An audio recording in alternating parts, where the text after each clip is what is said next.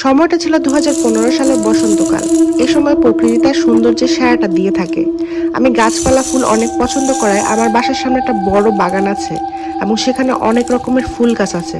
বেশিরভাগ সময় আমি রাতের বেলায় সেই বাগানে হাঁটতে পছন্দ করি, আর সেখানে বসন্তকাল হলে তো কথাই নেই। এছাড়াও আমি জ্যোৎস্না রাতে ছোট্ট সেই ছাদ বাগানে সময় কাটাতে থাকি। পরীক্ষা শেষে ছুটিতে আমার কাজিন চাচাতো বোন কিছুদিনের জন্য আমাদের বাসায় বেড়াতে আসে।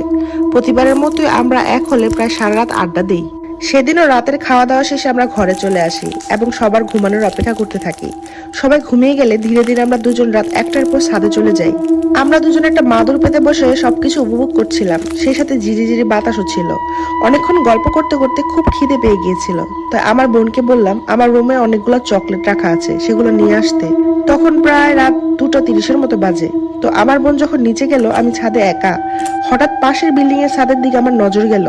দেখলাম একটা মেয়ে সেখানে দাঁড়িয়ে